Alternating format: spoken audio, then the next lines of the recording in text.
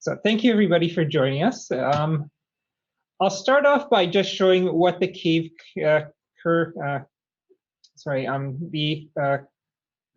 curve looks like here in Ontario, because I think that really tells what the story of things are right now. So, if we were excluding the variants, it would look something like this. It's a little bit of an unusual dip down at the far right end there, and I'm not entirely sure why that is. But when we take a look at what happens once we layer in the variants, you can see absolutely how high the cases are rising in Ontario. Of course, cases in Ontario now seem to be exceeding where they were before with the second wave.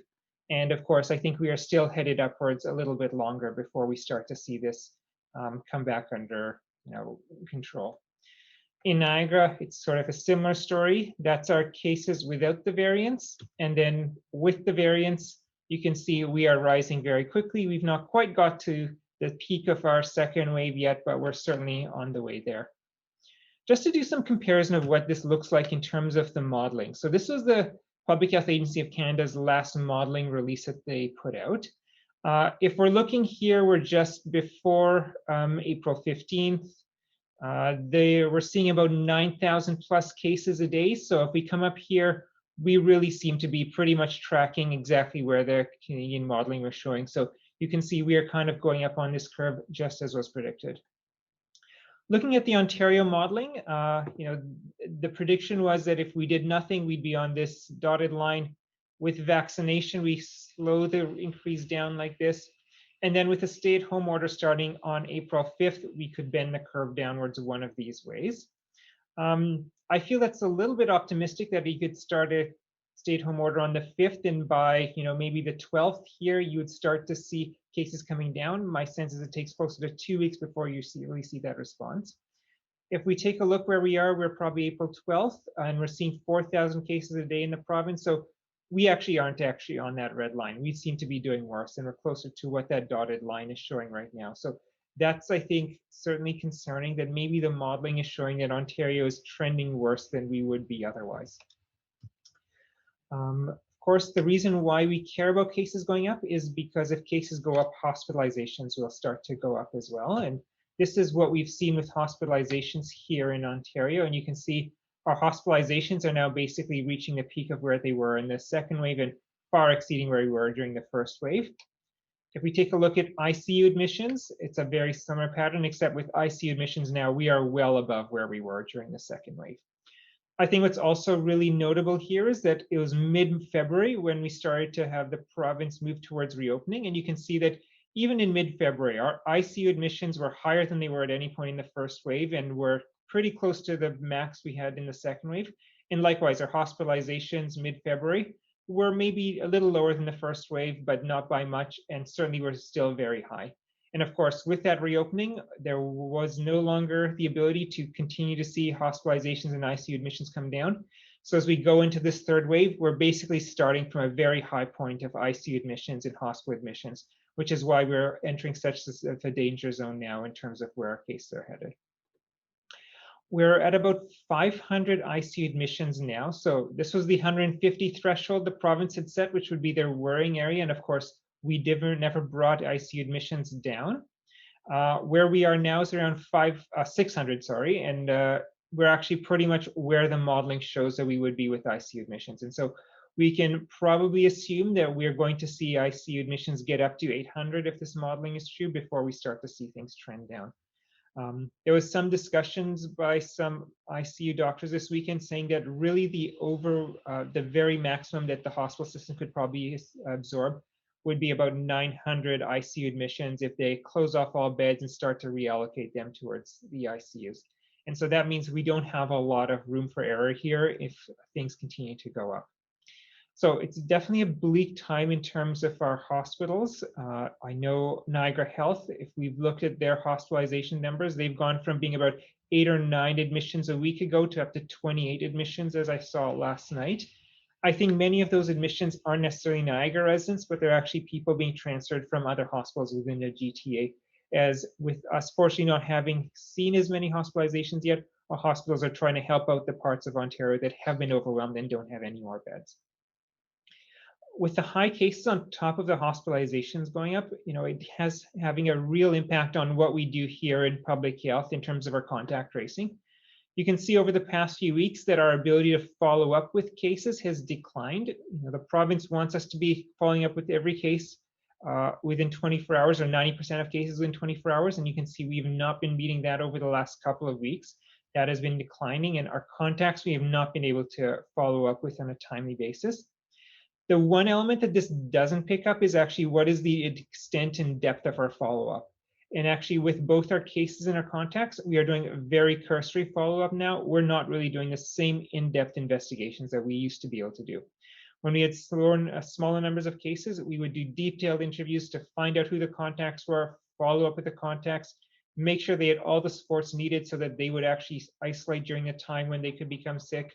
We're not really able to do that anymore. It's really a very cursory follow-up where we inform a case that they're infected. We follow up with the highest risk contacts, but really ask the case to let the rest of their contacts know to isolate. And so our contact tracing is now much less effective, likely. And I think that's really what we're seeing across the province. We really do need to see cases come down to a much more controlled level for us to have contact tracing be an effective way to follow up with cases. I think this also does give some frustration to people who might be infected with COVID-19, or people who know they're associated with someone infected with COVID-19, that because we're not necessarily contacting them within one day, they may feel that the public health isn't doing our job and we're not following up. We're absolutely trying to follow up with everybody as fast as we can, but just given the volume, we're no longer able to do that. And that's unfortunately something that our residents will need to be a little bit patient with us around it as long as cases stay this high.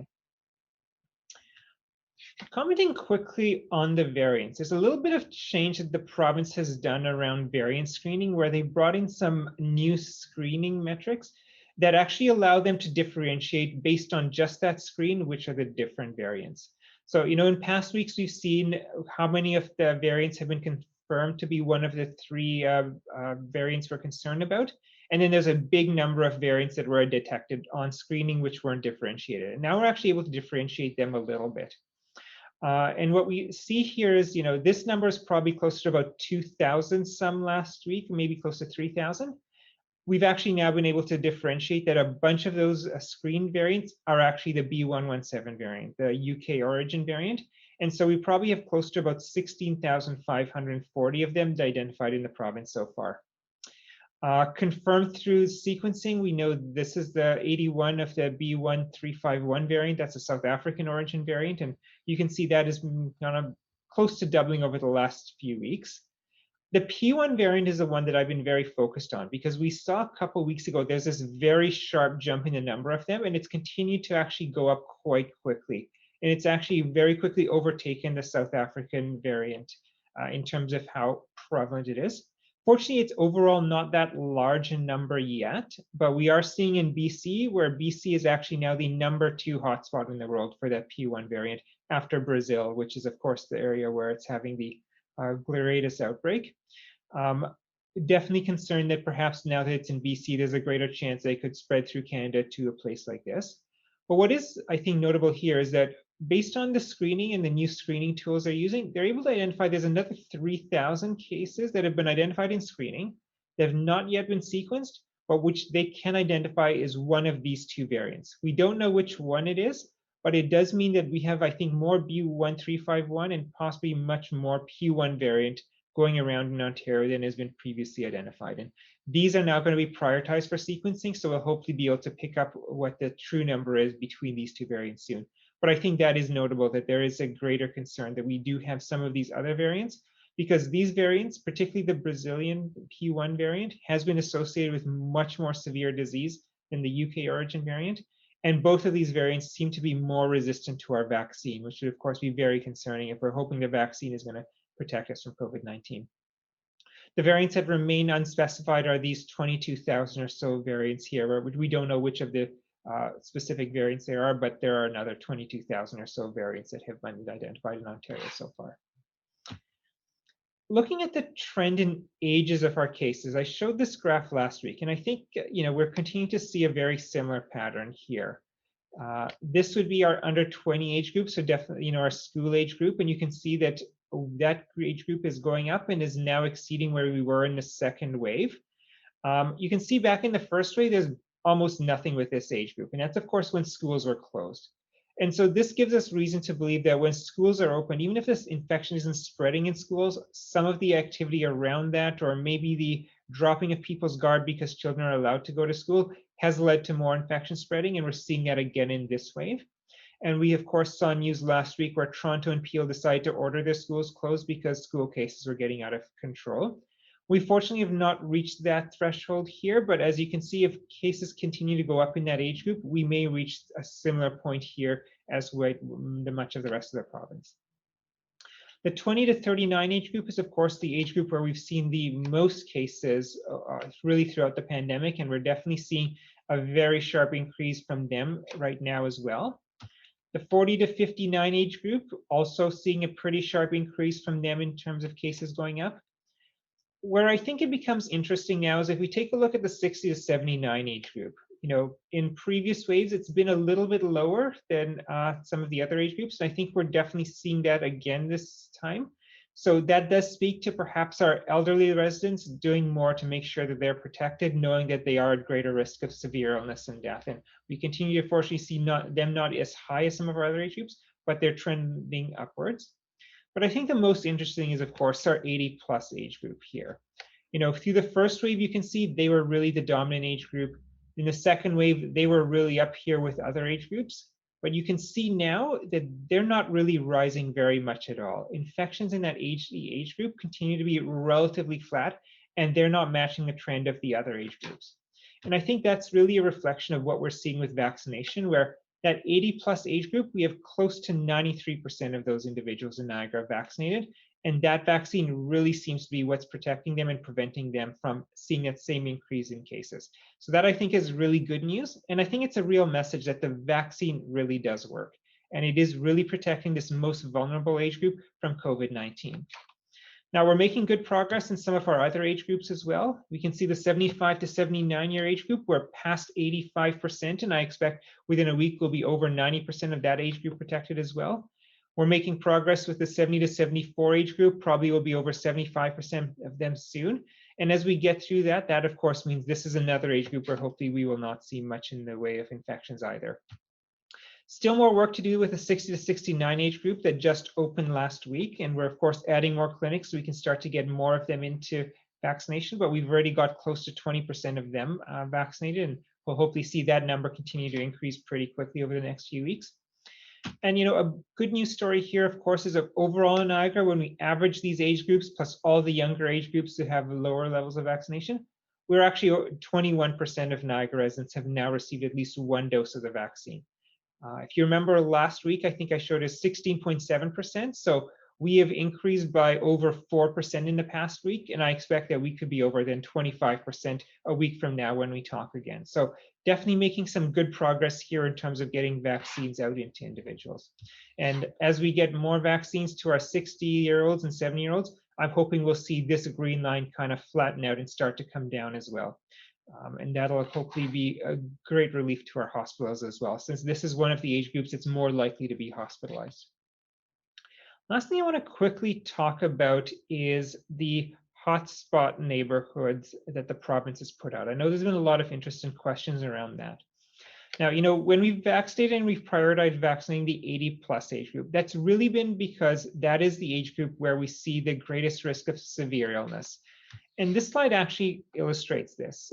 This is data from the US CDC showing how with age, hospitalization increases as you go up to older and older age groups, and the risk of death increases really astronomically. Someone who is 85 or above is 630 times greater risk of death than someone who's in their 20s in terms of COVID-19. And so given how much higher the risk of death was for this age group and hospitalization, we of course vaccinated that group, and we've been working slowly down through the age groups to get to the groups who are at greatest risk of severe illness and death. And just to show you what Niagara's data looks like, this is where the deaths in Niagara from COVID-19 have occurred, and you can see it absolutely is tracked with that age.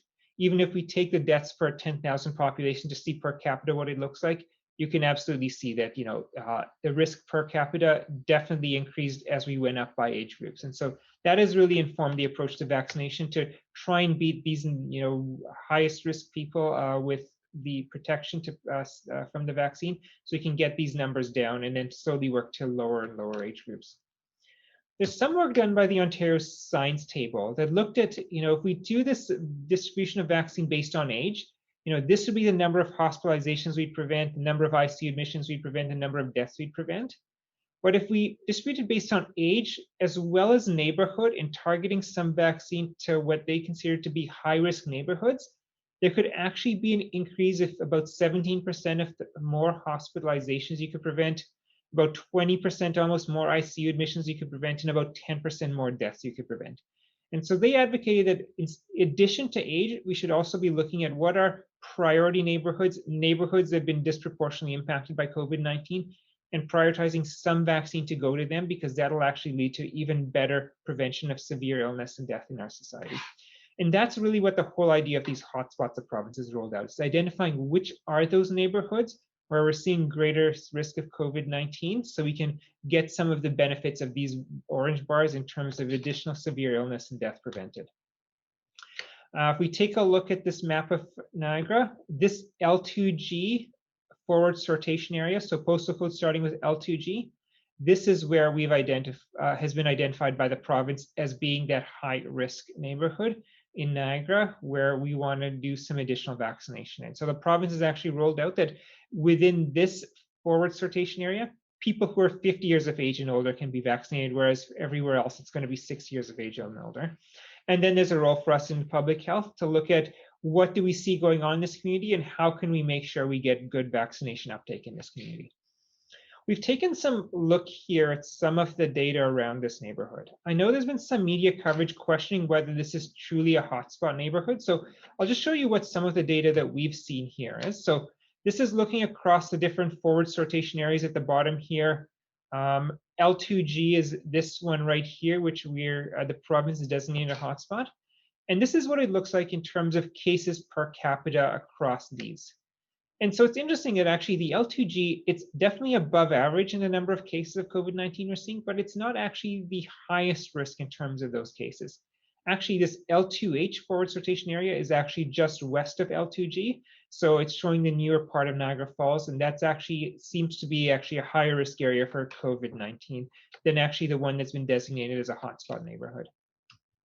When we look at then at hospitalizations and deaths, so severe illness, again, looking at the L2G forward sortation area, we again see that it's above average for severe illness of COVID-19, but it's definitely not the highest. And again, actually, it's that L2H forward sortation area that seems to be the highest risk for COVID-19 severe illness and death. So it's interesting that this has been the neighborhood determined by the province to be the hotspot, given that the one just next door, L2H, seems to be higher. And there do seem to be other neighborhoods that have been disproportionately impacted by COVID-19 in terms of severity of illness. So it's something that we're paying attention to going forward, that maybe we don't want to be just looking at the L2G neighborhood, but we're going to be probably looking at some of these other neighborhoods to get a sense of what's happening there. And particularly the whole goal here is we want to make sure there's good vaccine uptake in these neighborhoods to make sure that we get the protection there. Taking a look at the vaccine uptake, the latest data we have broken down by these forward sortation areas was March 29th. So, that would have been about a week after the provincial portal opened, back when we were only still registering the 85 and above for vaccinations. And when we look at the uptake of vaccinations in that 80 and above age group, it looks something like this. And so the good news here is actually that L2G forward sortation area does seem to be above average in terms of their vaccine uptake. And so that's, I think, actually a really encouraging story, that although this is a hotspot neighborhood, it's also a neighborhood that's that we're getting vaccine into the arms of the people. And so hopefully this will be something we continue to see as we work down through younger age groups. You can see the L2H forward sortation area is actually right up here as well in terms of having good vaccine uptake. So at this point, looking at the data, we're not seeing particularly that the L2G neighborhood needs to be the exclusive area where we're going to be focused in terms of risk. And we're also seeing we're doing pretty well so far in terms of getting vaccine into these arms. So is this at this point going to be something we can continue to monitor to see what's happening in this hotspot neighborhood and maybe some of these other neighborhoods with higher incidence of COVID-19, to seeing if vaccination uptake continues to be good? And if it does start to drop off, trying to identify who might be the pockets of the population where it's dropping off, so we can do some targeted efforts to reach out to them to make sure we get good vaccine uptake from them. But thus far, it looks like in this hotspot, we at least are having the high uptake of vaccine that was really recommended that we'd want to see. So with that, I'll stop and turn it over to questions. Okay, thank you. I don't know if you can see it. It looks like you're frozen. Oh wait, now you're not frozen. Your screen was black for a little while. You're good. Okay. First up for questions, we have Ludwig, and I will unmute you. There you go, Ludwig. You should be able to unmute. Thank you, Meredith. Can everyone hear me?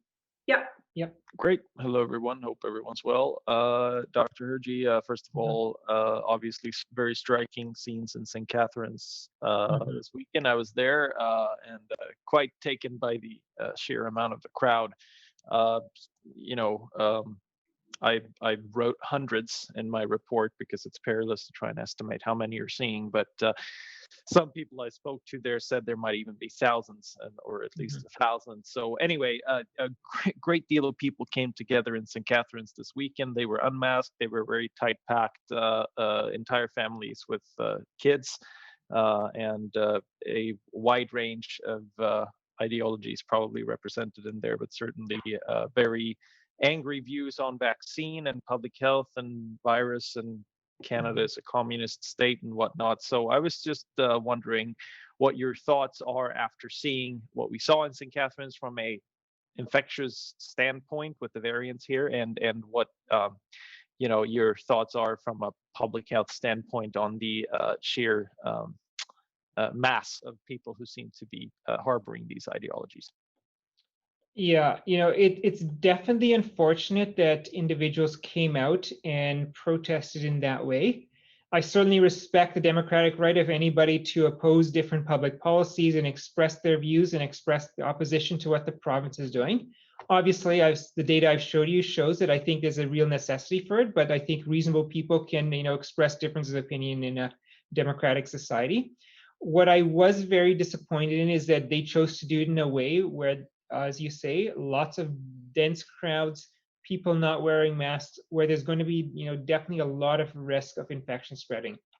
We have a lot more COVID-19 going around in our community, as we've talked about, and so that increases the risk that that kind of event may lead to a spike of additional cases coming out of it. And I'm certainly hoping that we don't see that, but I'm worried that there's a good chance that we could see many additional infections based on people who went to that event. And I also worry that the people who went to that event, maybe when they develop symptoms, they're not going to go get tested and we'll never actually find out about them.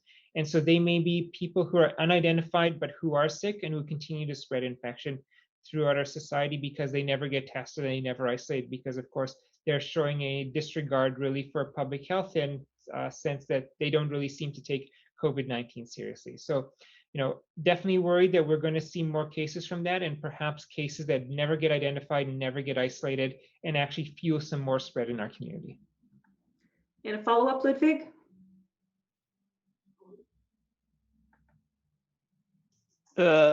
Yes, thank you for that. And I guess the numbers sort of speak for themselves. So you presented them today. It appears that the infection is spreading very rapidly right now. And you're also talking about the increased severity and symptoms that some people who get the a variant may be showing. What are we seeing on that level? Do you have any insight into how many severe cases of COVID we're seeing in the local medical system right now, or at least in the vicinity of Niagara? Yeah, I don't have really, objective data I can share with you on that. What we're hearing anecdotally from our partners in the hospital is that they are seeing more younger patients being hospitalized. Younger meaning typically more on the orders of 40s and 50 years old, whereas usually is more like the 60-year-olds and 70-year-olds who be hospitalized. They're definitely seeing some of them younger patients being hospitalized and occasionally even needing to be in the ICU for care. I think we've been fortunate thus far in Niagara. We haven't really seen a very large number of our people needing to be hospitalized, which makes some of those comparisons difficult to do in an objective way with the data. But we know hospitalizations tends to be a week or 2 weeks after cases rise that we'll see it. We've only really been a week where we've been in the hundreds of cases a day. So I am worried that in the next week or two, we may actually start to see a much greater influx of some of those young people getting hospitalized. Okay, thank you, Ludwig. Up next, we have Paul Forsyth. Go ahead, Paul. Thanks, Meredith. Can you hear me? Yep. Hi, Dr. Hergy. Dr. Hergy, there's been some talk about this 20 to 39-year-old group that is the main infection spreader. I think you said they have been all along through the pandemic. And would it make sense to make them a priority group for people in that age group working in, say, essential services? As you said, I think at the last meeting, a lot of these people work in service sector jobs where they can't work from home. Would it make sense to have them become a priority for vaccination to slow the spread of infection? Yeah, so in some sense, I think they already are a priority for vaccination. I think you alluded that some of this spread in that age group could be because of behaviors that those people are partaking in, right? In many cases, it may actually be just the circumstances that they happen to be in, their economic circumstances. People who work in frontline of the retail, people who work in grocery stores are often in those younger age groups. And so they are, to no fault of their own, unfortunately, in a kind of situation where they're not staying home, isolating from others, just given that that's where they're going to earn their income. And so I think there is a value to perhaps helping those groups get vaccinated. When we look at the phase 2 priorities for the province, people who cannot work from home is actually one of the priorities for vaccination in this phase of this vaccination. So I do think vaccination for them is coming soon. I guess the small question is do you want to bump them up to be right at the start of phase 2? Or do we wait until they come up to the latter part of phase 2, which is where the province has put it? What we've tried to do here is we've tried to look at where is the risk where we're seeing infection spreading a lot. And if we're seeing certain employment groups where that's happening, we are actually moving them up earlier. So the decision to have childcare workers and education workers in schools moved up to be vaccinated earlier was really a reflection that we are seeing a fair number of cases in that group. And that's a group that, of course, can't work from home. So we took it to the task force, a recommendation that we should perhaps move this group up for vaccination earlier because we are seeing infection spreading in them. Similar logic flowed to vaccinating farm workers earlier because we've seen multiple outbreaks on farms and we want to make sure that we don't see the spread from them. Another group that we've maybe not seen quite as much in Niagara, there's a couple examples here, but we definitely see elsewhere, is people who are in the food production business, where we have seen greater risk of infection spreading amongst those groups. And so that's another group that we've prioritized to be vaccinated earlier on in phase 2 rather than later on in phase 2.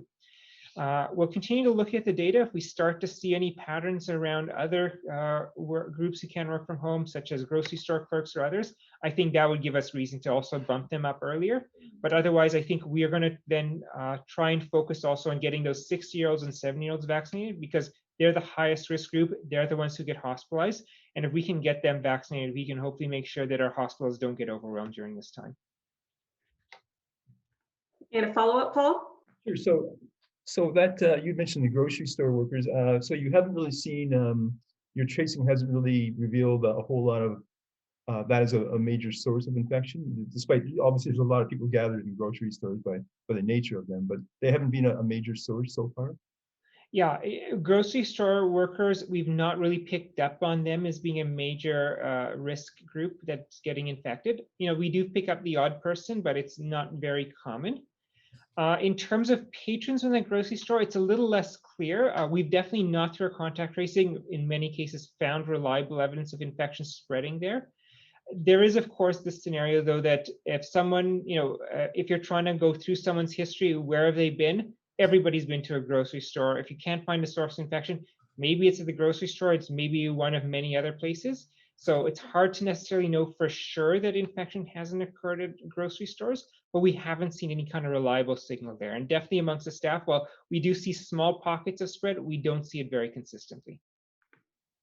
Okay, thanks, Paul. Up next, we have Penny, and I will ask you to unmute. You should be good, Penny. Hi, thank you. Thank you all very much. So talking about vaccinations, and Dr. Hergy, you mentioned migrant workers, farm workers. I understand, particularly in Niagara Lake, and I think in other parts of the region, large groups of farm workers already have been vaccinated. I'm wondering whether there's any sort of at this point, an effort to take mobile units out onto the farms for vaccination, or how they are getting vaccinated.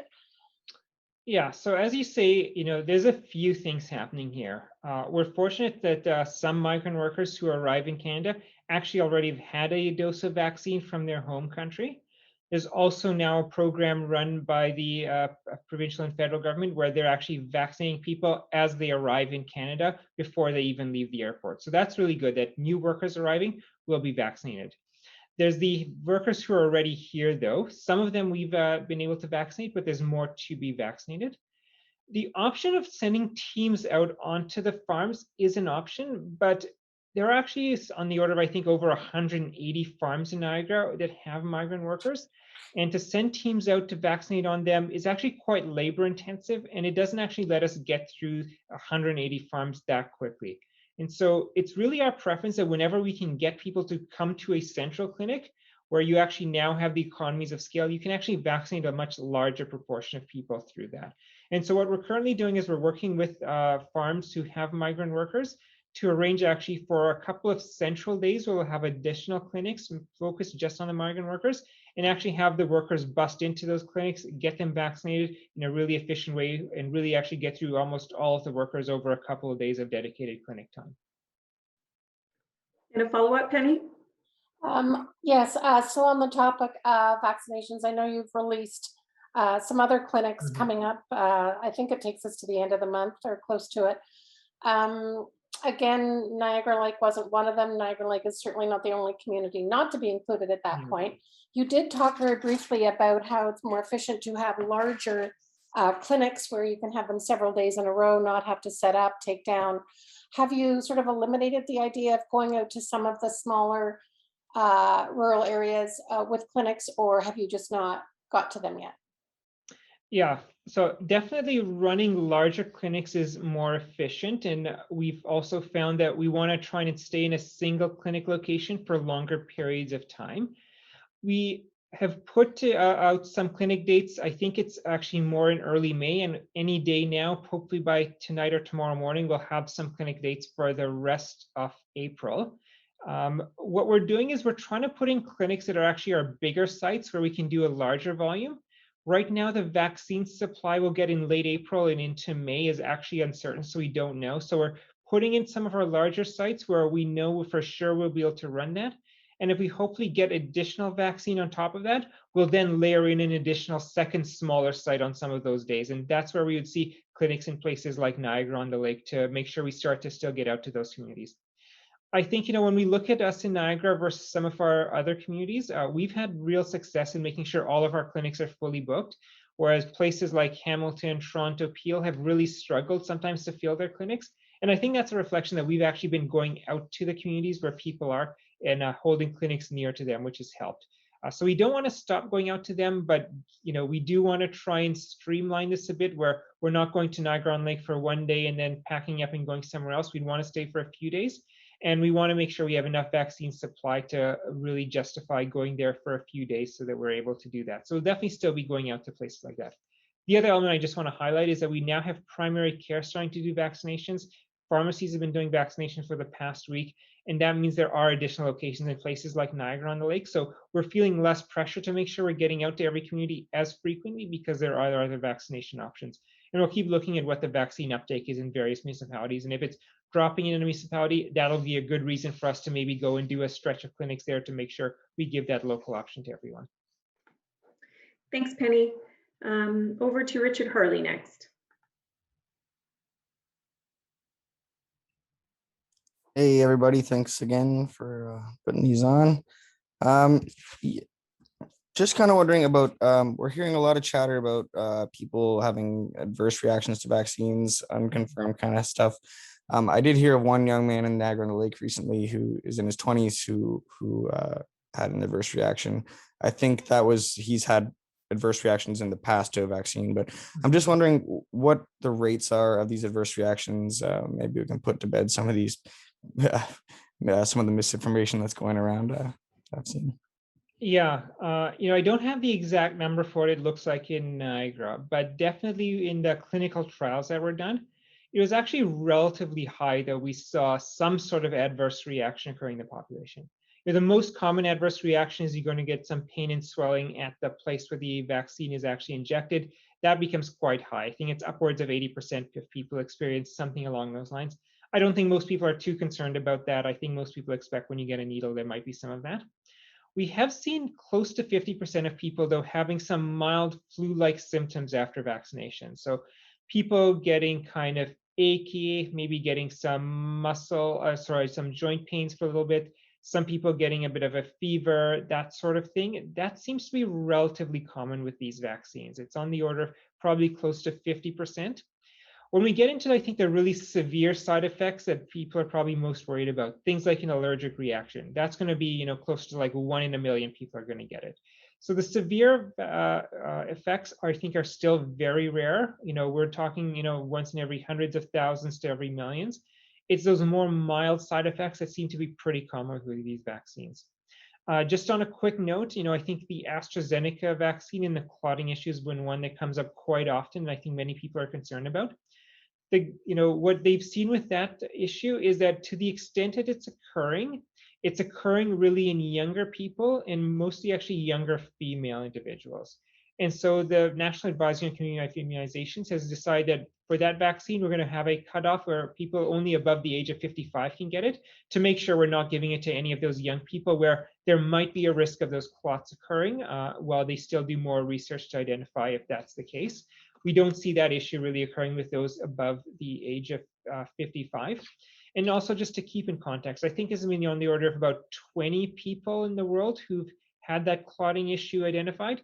And the AstraZeneca vaccine has been given up to close to almost 20 million people now across the world. So, we're definitely looking at a very rare side effect of, close to 1 in a million, and not something that's really widespread there.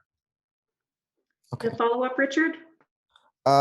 Yeah, I'll have another follow-up to that too. But my next question was, and I think as media probably all knows the answer to this, but just for the average person, we hear the term overwhelm the hospital system a lot. Mm-hmm. And, we know it's not so much in regards to the contact tracing and all that, but can you paint a picture of, for people who don't necessarily understand what that looks like in a hospital when things are filled up? Yeah, so you may have seen the announcement by the provincial government at the end of last week, where they ordered hospitals to stop elective surgeries. So people who need surgeries, who have cancer but don't need it right this moment, those appointments are being canceled. And so I think that's the first way that starts to present in terms of overwhelm. There aren't enough hospital beds in their normal wards, in their ICUs, and so they're now starting to cancel other services the hospital is offering to make sure that those beds are freed up so that we can actually have beds for additional people to, when they get sick with COVID-19, to be admitted. I've shown in past weeks some photos of what's been happening at Sunnybrook Hospital, where they're building a field hospital in one of their parking lots. And that's a reflection that the hospitals, they predict, aren't going to have enough beds to care for patients. And so they're going to actually need to be putting patients out in these tents in the parking lot, run as a field hospital to take care of it. So that's another way that overwhelming of the hospital really presents itself. As hospitals add these additional beds in the tents, or they're rediverting some of their surgery beds, for example, to treat COVID-19, that means healthcare providers who aren't trained in ICU or aren't trained in treating COVID-19 start to be the ones who are actually going to take care of these patients, because we've run out of our normal hospital providers who would do that. And so that means some of the quality of care might not be the same, because you're not having the same specialist. You're going to have a surgeon, for example, treating this infectious disease, and that's not necessarily going to be their strength in terms of treatment. And so that's another way that overwhelming the hospital will take place. We're going to start to see quality of care probably decrease as providers who are going to be working outside of their normal specialty and their normal area of expertise to take care of the really large number of patients that we're seeing. So I'd say those are a few of the ways that we're seeing, hospitals are going to present as they get overwhelmed. Okay, thanks, Richard. And up last, we have Gord Howard. Go ahead, Gord. Hi, just one question about the hotspots, the postal code hotspots. I know the province, after it released its initial list, has added a few more. Are you asking for any more postal codes in Niagara to be added to that hotspot list, and which ones, if you are? Yeah, we've not asked the province to add any postal codes to that hotspot list. It's a discussion that we have floated with the Community Coordination Task Force on COVID-19 to see if, with everybody and their engagement with the community, if there are other areas that we think might warrant being hotspots. But at this time, we've not decided on any being ones that we would have added. You want to follow up, Gord? I know about also the, over the past year, we've had several protests, some of them fairly large, going back to Black Lives Matter, where I think most of them were masked. But we've had some other unmasked ones as well. Have many cases been traced back to those protests? Yeah, fortunately, thus far, we haven't really traced much back to those protests. I think the one that we saw this weekend is going to be a bit different. So you mentioned the Black Lives Matter protest that occurred last summer. As you say, first off, people at that protest were wearing masks, so that of course reduced their risk. They were actually trying to keep physical distance, so they were trying to be, I think, responsible and prevent the spread of infection. It was in the middle of summer where we had heat and humidity working in our favor because that seems to slow the spread of COVID-19. But actually, probably the most important thing is that back then, we were seeing 0, 1, 2 cases of COVID a day. We are seeing much less infection going around as opposed to now. And if there's only 1 or 2 cases of COVID-19 every day in Niagara, that means the likelihood of when you get a crowd together is that there's probably not many people and possibly nobody who's actually infected. Whereas right now, there's a much greater likelihood that someone in that crowd could be infected, particularly since we're dealing with people who are already not taking COVID-19 seriously. So if they did have symptoms of illness, they probably wouldn't be as responsible to isolate. And then, of course, you layer in they're not wearing masks, not trying to keep physical distance. That's all going to add to it. And then, of course, in terms of our contact tracing, because we're not able to intensively follow up with every case to make sure they're isolating, that does create the greater likelihood that someone who is infected could be showing up to those protests and allowing infection to spread. So while we may not have seen much infection spreading in the past, I am much more worried that this kind of event is more likely to see infection spreading. Okay, thanks, Gord. If anyone would like to ask one more question, can you just let me know in the chat and then I'll unmute you.